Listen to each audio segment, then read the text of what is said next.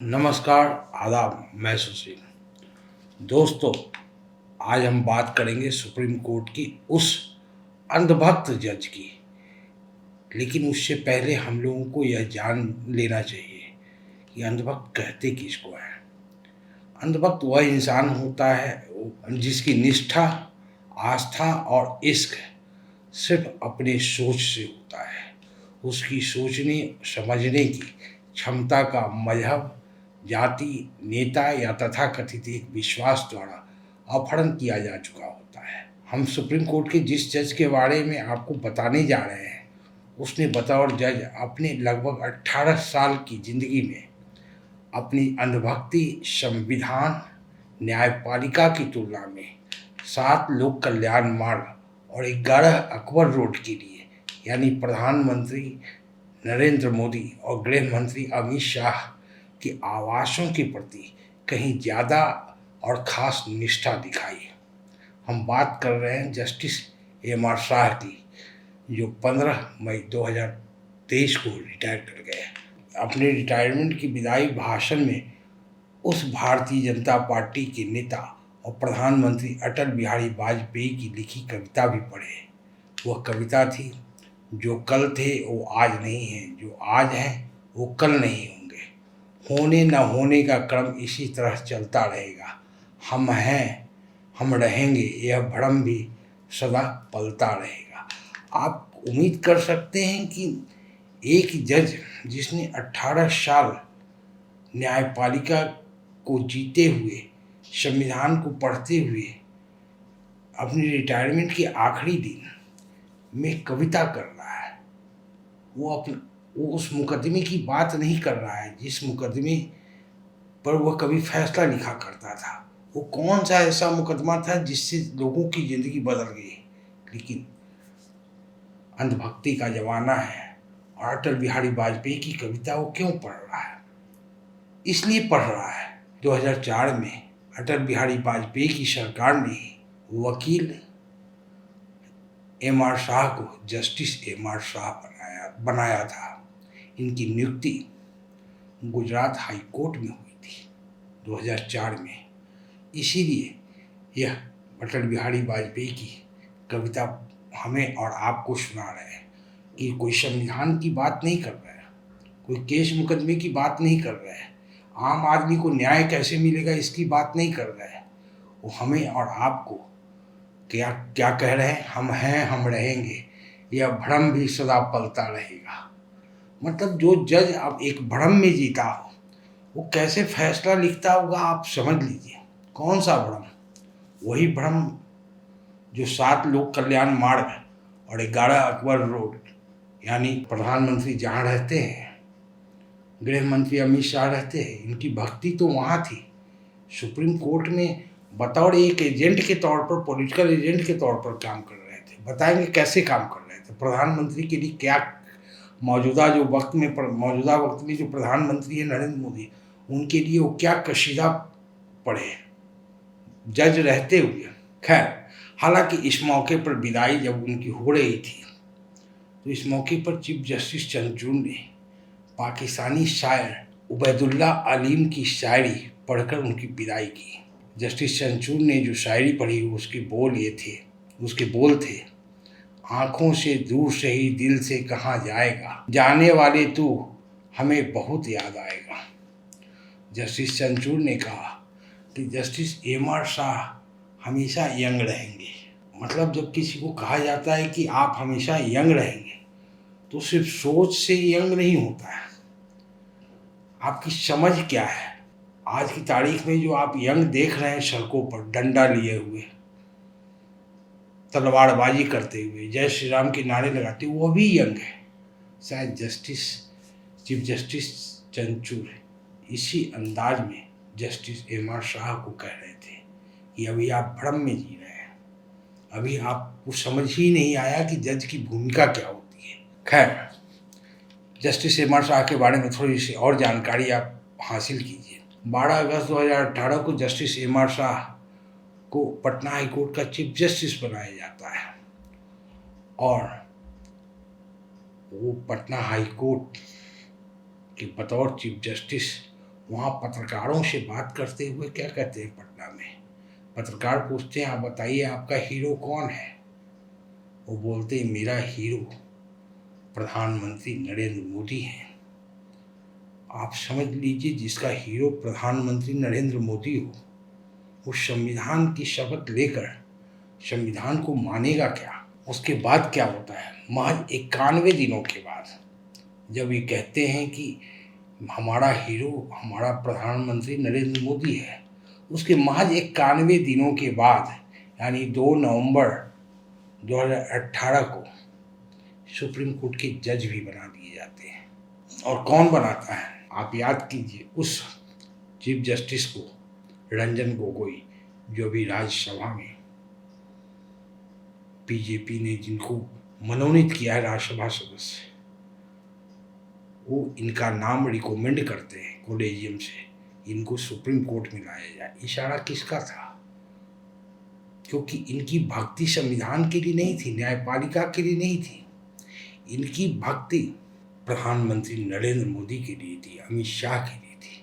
वो क्यों थी? आपको मैं बताऊं, 2002 में गुजरात दंगा हुआ था, और गुजरात जब दंगा हुआ तो उस समय केंद्र और गुजरात दोनों में बीजेपी की सरकार थी। उस वक्त सीबीआई केस हुआ था, मुकदमा सीबीआई ने गुजरात दंगे पर मुकदमा दर्ज किया था। तो सीबीआई के वकील कौन थे? जस्टिस एम.आर. शाह ही थे। हम और आप चिल्लाते रहते हैं कि प्रधानमंत्री नरेंद्र मोदी का गुजरात दंगे में हाथ था, तो हम लोग को यह भी देखना चाहिए कि प्रधानमंत्री नरेंद्र मोदी को गुजरात दंगे में बचाने वाले कौन लोग थे? बचाने वाले लोग सुप्रीम कोर्ट के जज बने, यही जस्टिस एम.आर. शाह ही तो थे। जस्टिस एम.आर. शाह ने लगभग 384 फैसले लिखे, 752 को हाई कोर्ट और कोर्ट दोनों में 752 बेंच के ये मेंबर भी रहे। हालांकि जब ये सुप्रीम कोर्ट में भी अभी जब रिटायर की 15 मई 2023 को, इसके पहले पटना में थे, गुजरात में थे, तो इनका अगर कार्यकाल आप देखेंगे, टेन्योर देखेंगे, तो ये कंट्रोवर्सी से कभी अलग नहीं रहे। आपको मैं बताऊं कि प्रधानमंत्री नरेंद्र मोदी न्यायपालिका पर जो भी सेमिनार और जो भी उद्घाटन समारोह होता था, जस्टिस एम.आर. शाह उसमें शिरकत करते थे। हालांकि जस्टिस एम.आर. शाह ही ऐसे नहीं सिर्फ जज हैं, 2 और जज हैं, जस्टिस अरुण मिश्रा, वो राष्ट्रीय मानवाधिकार के आयोग के भी अध्यक्ष हैं, जस्टिस एम.एन. खानविलकर, वो भी किसी ट्रिब्यूनल के अध्यक्ष हैं।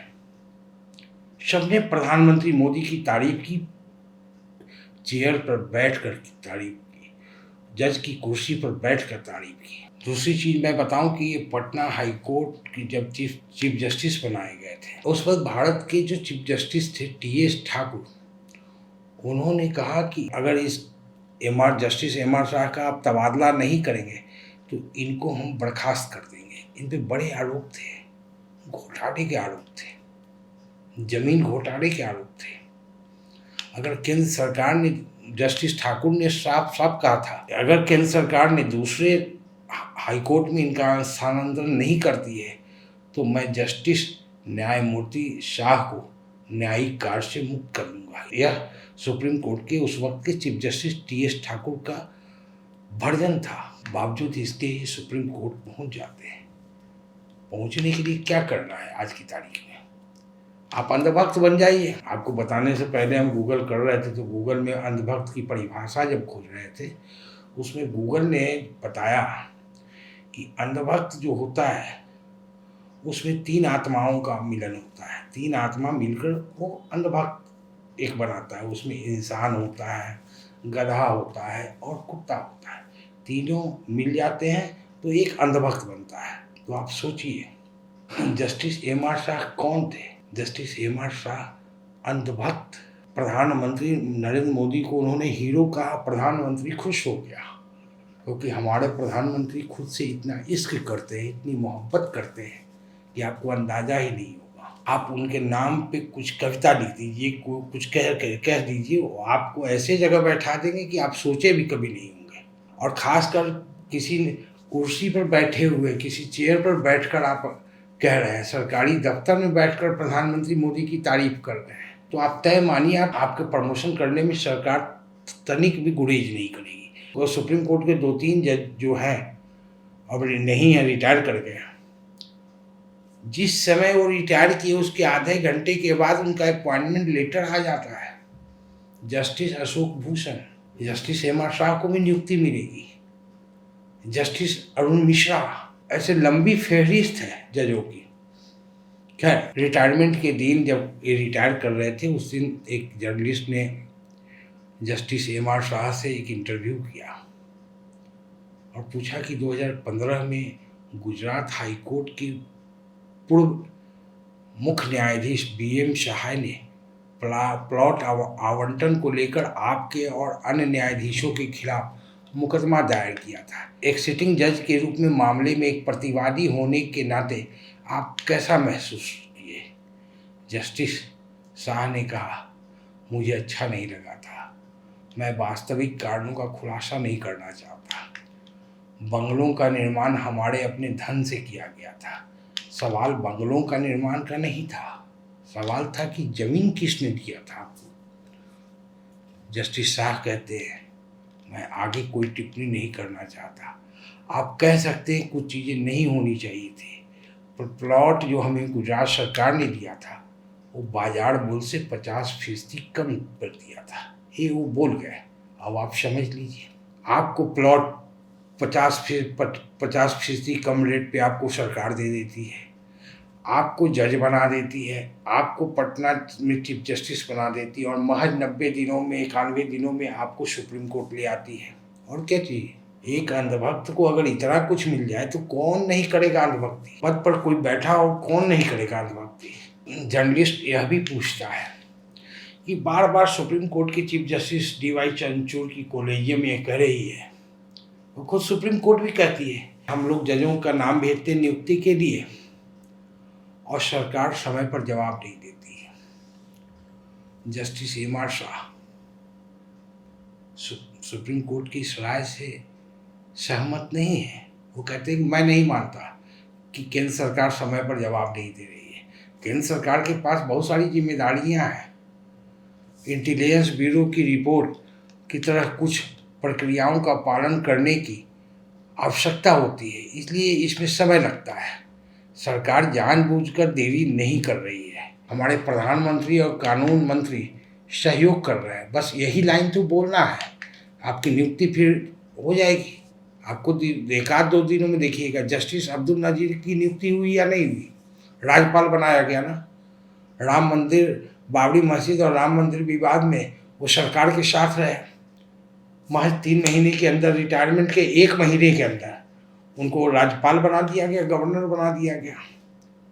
वो भी एक अंधभक्त थे। उन्होंने ही तो बताया था देश को कि नोटबंदी से देश को कोई नुकसान नहीं हुआ, जबकि अभी भी नोटबंदी पे सुप्रीम कोर्ट में याचिका दायर हो रही है। उस सुनवाई अभी भी होगी, लेकिन 5 जजों की संवैधानिक बेंच ने, जिसकी अध्यक्षता अब्दुल नजीर कर रहे थे, और अपने रिटायरमेंट के कुछ दिन पहले ही उन्होंने कह दिया प्रधानमंत्री ने नोटबंदी जो किया था शानदार किया था। तो कोई एक जज, जस्टिस एम आर शाह कोई एक जज नहीं है। दरअसल सुप्रीम कोर्ट में एक जजों के अंदर एक अंधभक्ति का प्रचलन फिर से शुरू हुआ है। फिर से जब हम कह रहे हैं, इसका मतलब है कि ऐसा नहीं है कि सिर्फ प्रधानमंत्री नरेंद्र मोदी के दौर में, कांग्रेस के दौर में भी आपको देखने को मिलेगा। इंदिरा गांधी ने 1975 में इमरजेंसी को लागू की थी, तो उस वक्त आज के जो चीफ जस्टिस हैं DY चंद्रचूड़, इनकी जो फादर थे, पिताजी जो थे, उन्होंने इमरजेंसी का साथ दिया था। इंदिरा गांधी के कसीदे पढ़े थे। जैसे जस्टिस एम आर शाह हुए, जस्टिस अरुण मिश्रा हुए, AM खानविलकर हुए, ये लोग किस प्रकार का जजमेंट करते थे सुप्रीम कोर्ट में जब ये जज थे। तो इनका साफ मानना था कि स्टेट यानी सरकार पर कोई दोषारोपण नहीं करेंगे। सरकार दोषी नहीं हो सकती। सरकार जिसको पकड़कर बंद करती है वो दोषी हो सकता है, सरकार दोषी नहीं हो सकती। ऐसे अंधभक्त जजों ने हमेशा अपने फैसले में माना कि जनता का जो मौलिक अधिकार है, एक आम इंसान का जो मौलिक अधिकार है, वो सीमित है और सरकार अगर उसको कंट्रोल करती है तो इसमें कोई गलत बात नहीं है। कश्मीर में आपको पता है कि धारा 370 खत्म किया गया, इंटरनेट सस्पेंड किया गया, कोर्ट के पास गया था।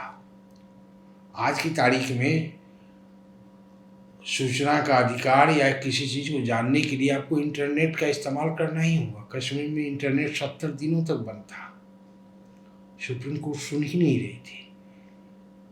तो यही तो जज थे, जो मौलिक अधिकार जो हमें और आपको मिला है उसको भी ये सीमित करने वाले लोग हैं। इन्होंने जो भी फैसला किया या सुनवाई के दौरान जो भी बात जिन चीज़ों को ऑब्जर्व किया, उसमें साफ साफ हमेशा कहा कि सिविल लिबर्टी और फंडामेंटल राइट्स यानी नागरिकों की जो आज़ादी है या मौलिक अधिकार जो है, वो सरकार, लगभग उनका कहना होता था कि ये सरकार तय करेगी।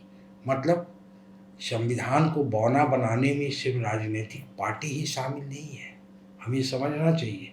ये सुप्रीम कोर्ट की जज भी बैठे जो है सुप्रीम कोर्ट में, जो पदों के लालच में, प्रमोशन के लालच में इस तरीके से अंधभक्ति करने लगते हैं कि हमारी आपकी आज़ादी खत्म हो जाती है।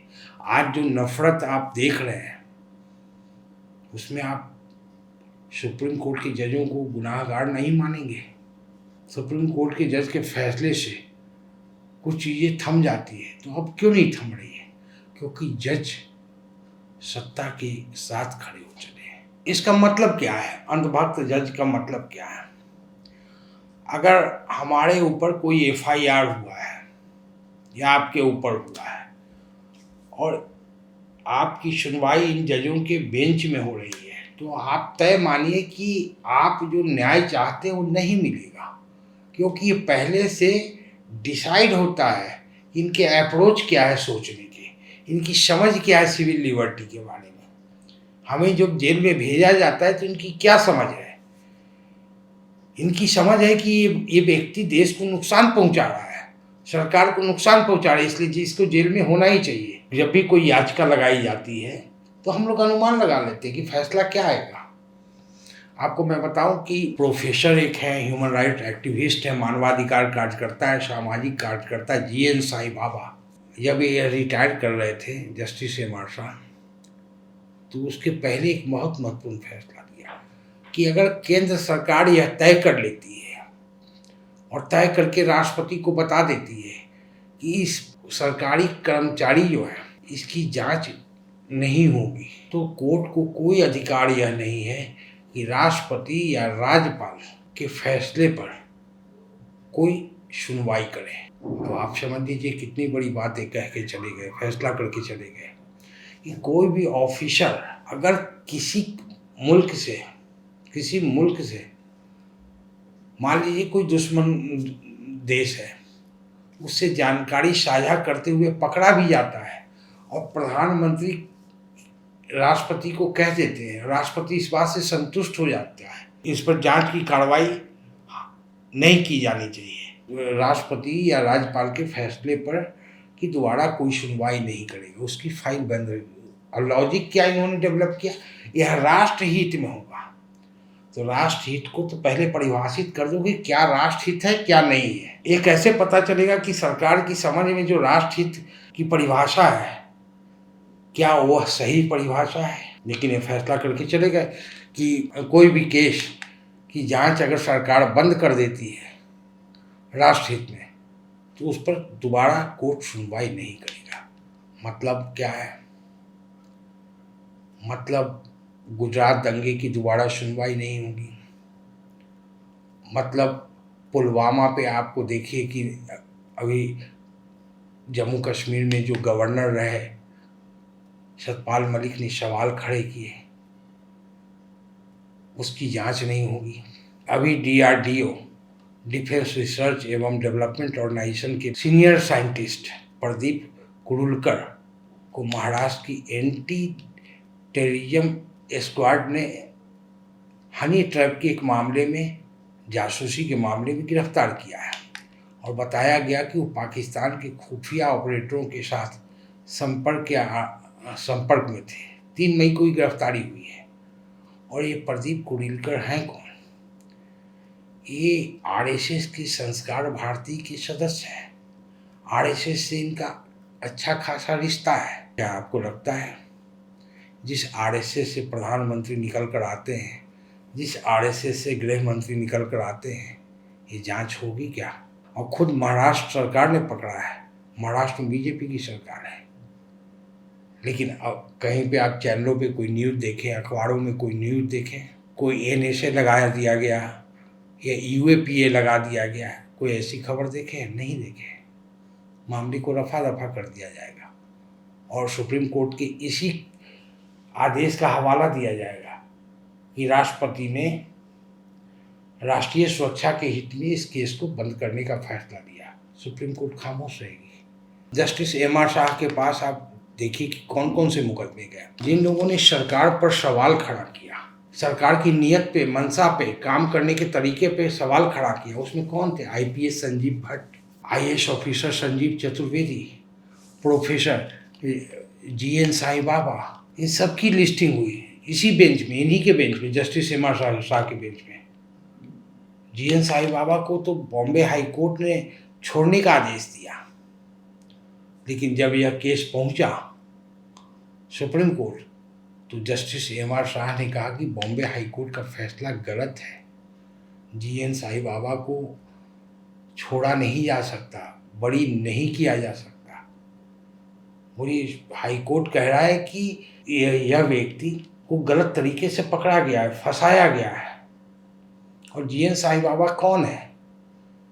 एक स्कॉलर है, लेखक हैं, मानवाधिकार कार्यकर्ता हैं, प्रोफेसर हैं, दिल्ली यूनिवर्सिटी के प्रोफेसर हैं, जिसको नक्सल ऑर्गेनाइजेशन से जुड़े होने के मामले में 2017 में स्थानीय कोर्ट आजीवन कारावास की सज़ा देती है। यूएपीए उन पे लगाया जाता है और अब 2022 में बॉम्बे हाई कोर्ट छोड़ने का आदेश देती है, लेकिन जस्टिस एम.आर. शाह कहते हैं नहीं छोड़िए। तो मतलब सत्ता ने कहा कि इस व्यक्ति को नहीं छोड़ना है तो नहीं छोड़ना है। जज अगर अपने कार्यकाल की उपलब्धियों को, संविधान की उपयोगिता को बताने के बजाय आपको कविता करने लगे तो आप तय मानिए उसने अपनी जिम्मेदारी को निभाने के प्रति कभी ईमानदारी नहीं बरता। बहुत बहुत शुक्रिया।